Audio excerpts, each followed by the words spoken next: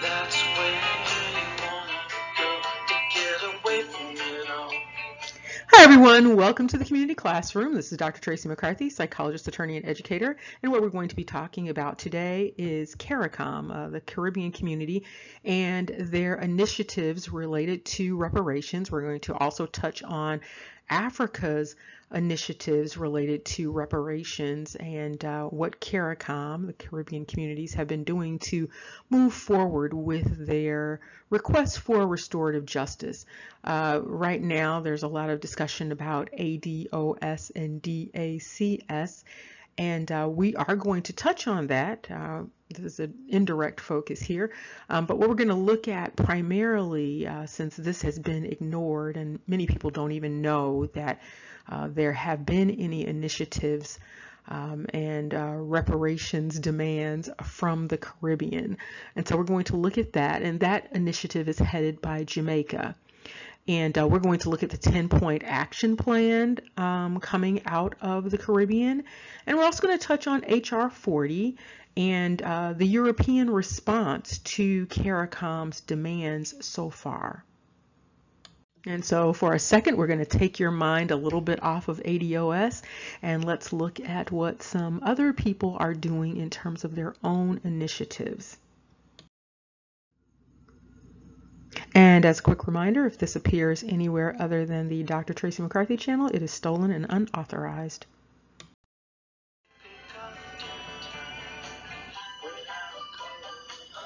All right, let's get started with first looking at Africa's demands for reparations. It's very interesting demands, actually. And so this goes back to 2001, this discussion here, and it's Europe's apology for slavery rules out reparations. Apparently, Africa, the African nations requested reparations for the 400 years of the slave trade, saying that the wholesale upheaval of approximately 12 million Africans to the Americas robbed the continent of its human wealth.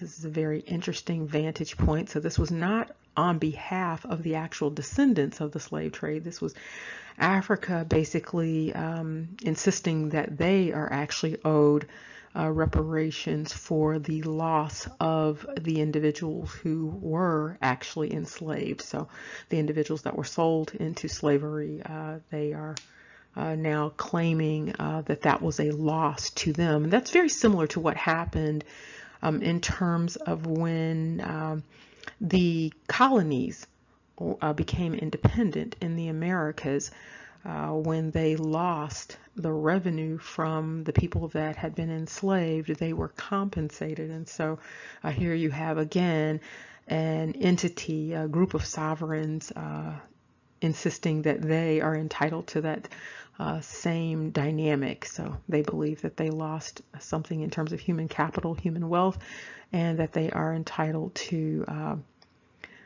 money in exchange for that. And so we have that, and we're going to look at a couple of other things. So it's a very interesting thing that's going on with that. That doesn't really include the descendants of the slave trade.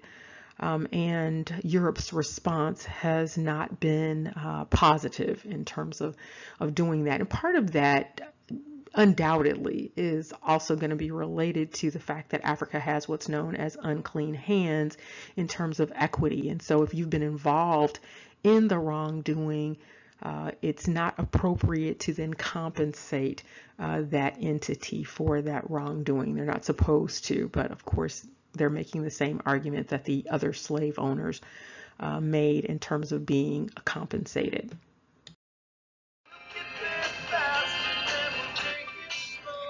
Okay, so one of the first things we're going to talk about is the United Nations and what has transpired with that. The Human Rights Council made a determination after a working group visit to the United States that reparations were due to the descendants of the transatlantic slave trade. And there were recommendations made regarding how these restorative justice initiatives might be implemented by the United States. And there are also some suggestions, because this is for those of you who don't know, this is the decade of the African descendants. Many people don't know that, and so that's recognizing that across the globe. And so there have been a few suggestions that have been made, not just to the United States, but to other countries just around the world, that there should be commemorative activities and initiatives related to restorative justice. And so this is where that HR 40 came out of, and also 1242. So the focus on the commemoration of this 400 years, and also the request to study reparations. And so this particular initiative sort of sparked all of that. This, however, also comes at a time that is related to CARICOM demanding reparations, and CARICOM is the Caribbean community, and so that's what we're going to be focusing on also. And so that is headed up by Jamaica, and we're going to look at their 10-point plan, because the United Nations has basically suggested that in terms of understanding reparations and brainstorming about ideas, that the United States consider the model that has been presented by CARICOM. And so we're going to look at that.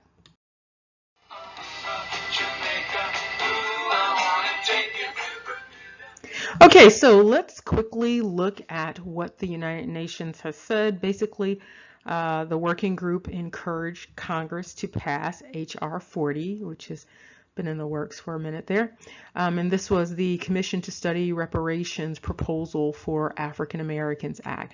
And so this act was to be established in terms of creating a commission to examine enslavement and racial discrimination in the colonies.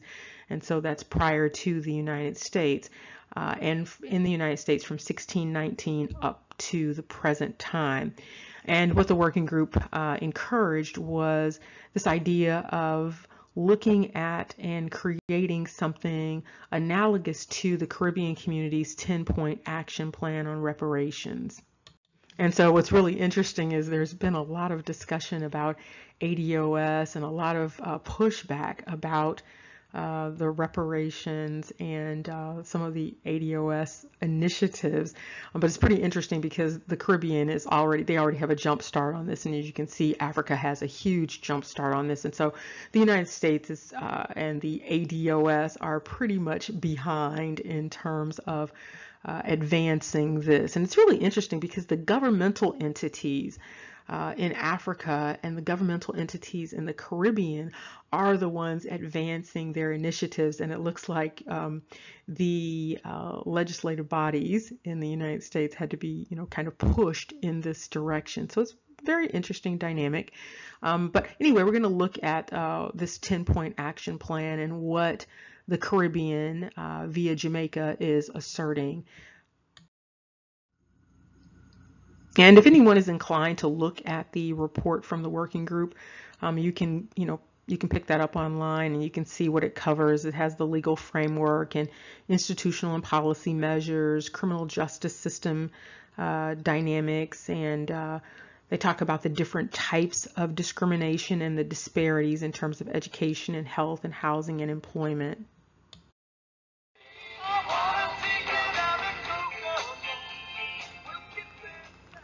Okay, so we're going to look at CARICOM, and CARICOM actually has an entire website related to their reparations commission, and so it's a formal process here, and there are multiple countries involved, and we're going to look at the Caribbean community, CARICOM. We're going to look at the countries that have already advanced their own independent reparations initiatives, and so we're going to see what they've been doing. Now, one thing that's kind of odd is that there's been a little bit of pushback related to the reparations initiative of the American ADOS group. But there's already, this full initiative going on with multiple countries in the Caribbean, and so it's kind of confusing why there is any pushback, given that this was already in the works, and it's just that the United States was not included in the initiative, and so it stands to reason that the United States ADOS would have to establish their own initiative distinct from the one that the Caribbean has advanced. And so you can see some of the countries that are involved in terms of the initiative. You've got Barbados, you've got the Bahamas, Dominica, you've got Guyana, Haiti, Jamaica, you've got St. Lucia, you've got Suriname, you've got, all of these different countries, Trinidad and Tobago. So there's a lot of involvement in terms of that push. And some countries are, fully involved in terms of status, and then some are associate members, and then you have the observers. And so the observing countries, however, are not a part of the actual reparations demand, and so it doesn't really technically include them. So it would be places like Mexico and Puerto Rico. Now, I know that there has been some concern about the ADOS initiative being exclusionary. And so the question, of course, comes up, is CARICOM exclusionary? Well, of course it is. As soon as you say Caribbean community, then it's exclusionary. And it's exclusionary by design. You can't include everyone in these requests and these proposals and these demands, because each entity has different needs, and the slave trade impacted different groups in a variety of ways, and so the impact was not the same, and so therefore the needs are not the same, the response is not the same, and so the demands are not going to be the same. And so you do have this exclusionary component, and you also, depending on where you are legally, in terms of this technicality, when you're talking about descendants, that's a particular class of people, and so that's going to vary based upon jurisdiction. And so in the law, in terms of the United States, it means something very specific when you start talking about a class and you start talking about succession and things like that. And so you are going to have that exclusionary dynamic by design in the Caribbean communities, and then it'll be exclusionary by law in the United States.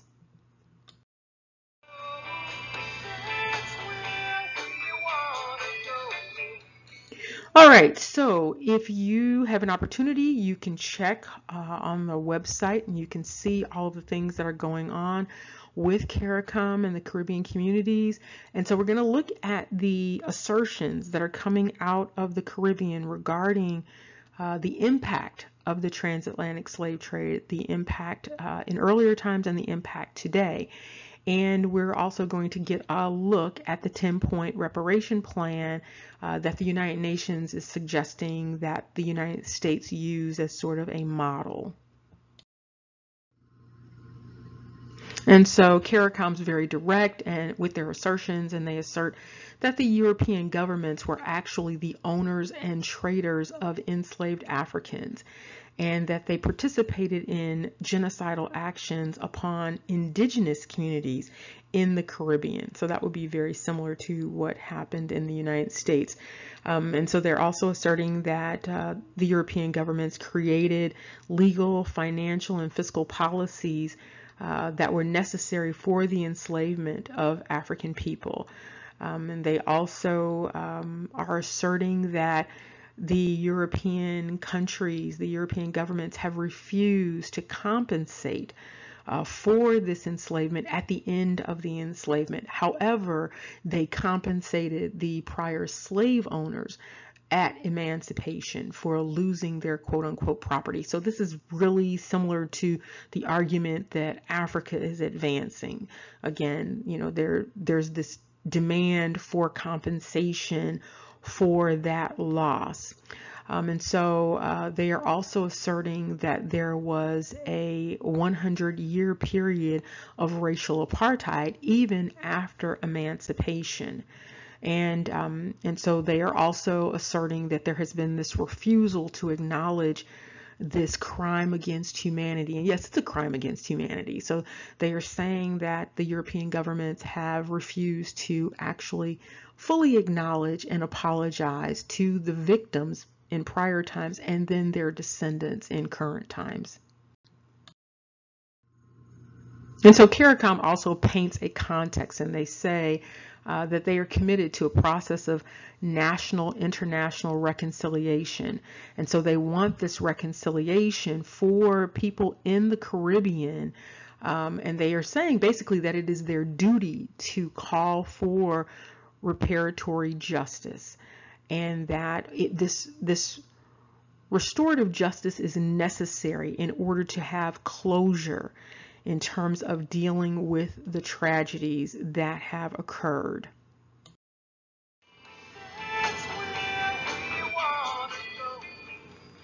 All right, and so to catch you up to speed, in 2013, the Caribbean heads of government actually established the CARICOM Reparations Commission, and that's the CRC. And they had a mandate, or they have a mandate, to prepare the case for restorative justice for the region's indigenous people and the people of African descent. Now, this varies from the United States in that many of the individuals and groups that were considered indigenous in the United States have already received reparations. Now, there is another sector that have not received reparations, and those would be the non-civilized tribes, if you will. And so what their focus is on is restorative justice related to genocide, slavery, slave trading, and racial apartheid, what is known in the United States as Jim Crow.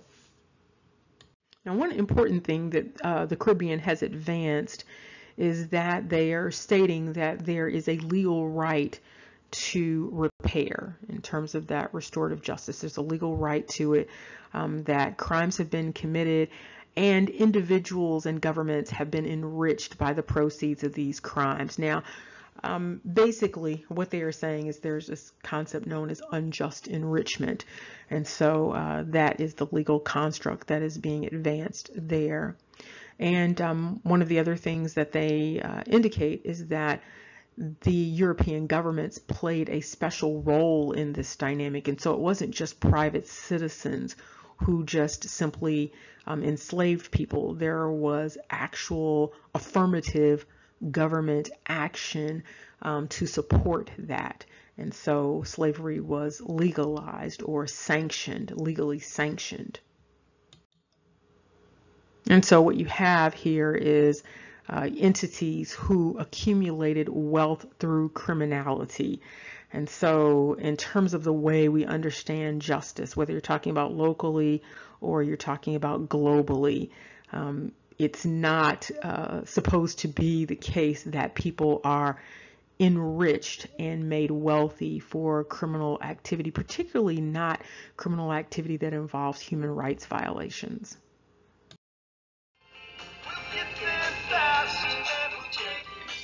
All right, let's quickly look at the 10-point action plan that the United Nations is recommending that people in the United States follow in terms of seeking restorative justice. And so the first thing is CARICOM is requesting a full formal apology. They are requesting repatriation initiatives to Africa for those who would like to do so. They are also asking for an Indigenous Peoples Development Program and focus on cultural institutions and growth, public health crisis, so public health initiatives, the eradication of illiteracy.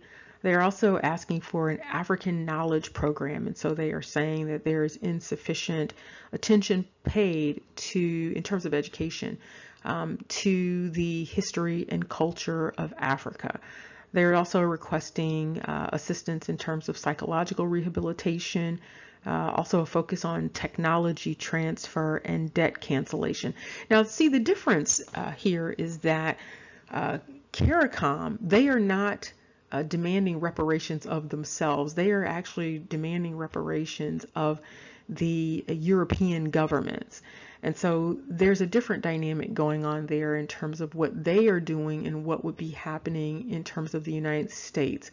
And so it's possible that individuals in the United States government might want to start thinking about dynamics in a very similar way, this sort of shared responsibility across the globe for all of the entities that were involved versus just having one country being responsible for something that did not simply involve one country. And so when this whole thing started, there was no United States, and so there would need to be that inclusion, and so you would include not only Europe, but you would need to include those who were involved over there on the eastern part of the world, those entities that were involved. And so you don't want one group criminally enriched and another group paying the full brunt of that.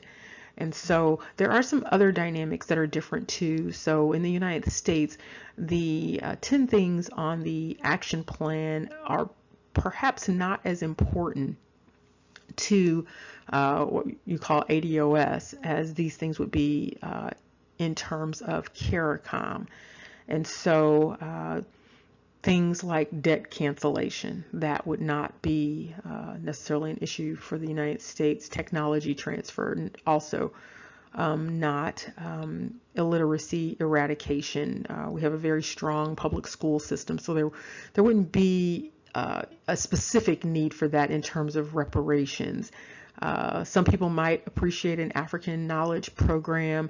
However, in the United States, there's plenty of opportunity to acquire African knowledge, but there may be some initiatives that might enhance that for people who want that. I think what also would be important would be the indigenous peoples development programs, and so that would be for those individuals who, again, are not a part of the quote-unquote civilized tribes that did a significant amount of relocating. Repatriation, some individuals might be interested in repatriation. They've been talking about that. As a matter of fact, in America, in the United States, that might be something that might be foundational for many people who are really seeking to have that connection, and so perhaps assistance with large groups going over and repatriating to Africa might resolve a number of things for a number of people. And so there are all sorts of options out there. People could repatriate to Sierra Leone and Liberia and other places that could be established for individuals. And of course, a full formal apology would be foundational. And CARICOM is very specific. They are emphasizing that this restorative justice is not just for the original victims, but for their descendants.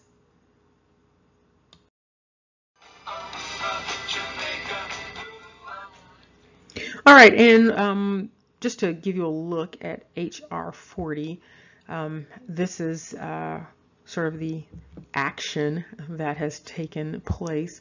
And it's the Commission to Study and Develop Reparation Proposals for African Americans Act. What is interesting is that this is so late in coming. You have an entire Congressional Black Caucus, and their efforts toward this have almost been non-existent, in terms of anything that has been concrete and tangible. And so that's pretty interesting, but you can see, the initiatives that have taken place, and you can stay tuned to see, what exactly happens. Now, one of the interesting things related to the Congressional Black Caucus is that they have had a prior reparations focus, but it's been an odd one. It has not been focused on what's called ADOS. It's really been focused on sort of reaching around ADOS and providing restorative justice to those who have been descendants of slave trading. However, it's been descendants from other places. And there's also been this unusual focus on what looks like collusion with the descendants of slave traders in different parts of the world. And so it's been an unusual focus, and so there has been a little bit of consternation around that. And so this HR 40 perhaps will redirect that attention towards advocacy for the people that have been sort of forgotten in terms of reparations and restorative justice right in the United States.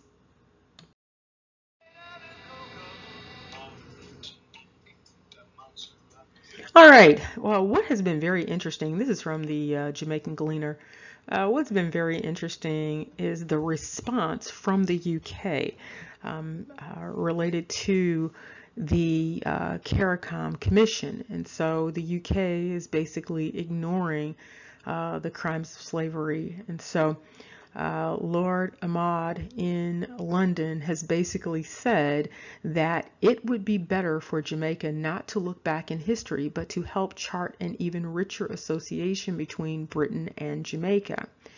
And he has also said that basically looking back is a bad thing. And so it's a very interesting assertion, very interesting position to take regarding these crimes against humanity that the people in the Caribbean have suffered. And so one of the interesting things that seems prominent in some of this pushback related to ADOS, what might be happening is a sort of a sour grapes type of thing that CARICOM has been pretty much ignored in terms of their reparations demands. And their demands have been minimized. And not only have the demands been minimized, but the experiences of the original victims and the current victims, the descendants, those experiences have been largely minimized as people have been essentially dehumanized in terms of this unusual and very narcissistic response from the UK.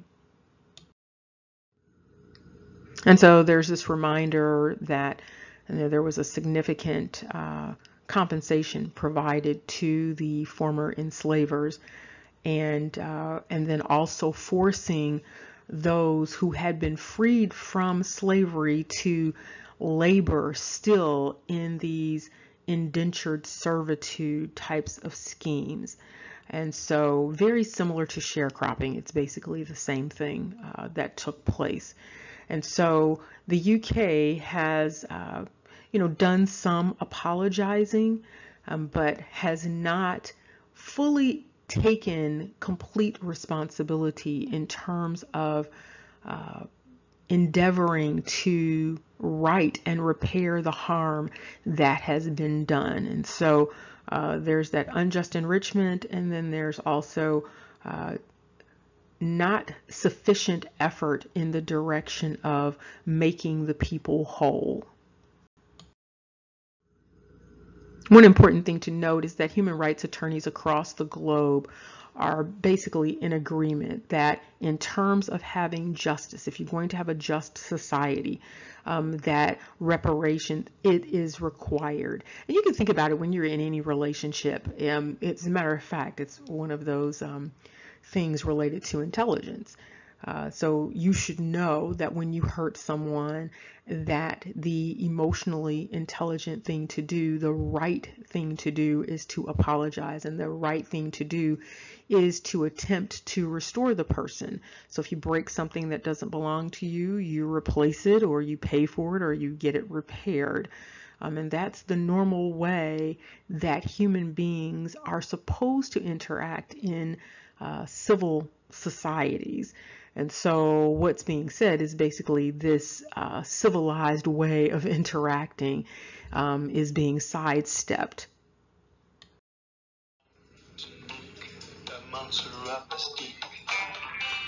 All right, so one of the things as we wrap up that is a concern. It's a justice concern related to reparations, is this issue of unclean hands. And so when you allow Africa to also participate in this demand for reparations related to slavery specifically, you're going to run into that issue of unclean hands.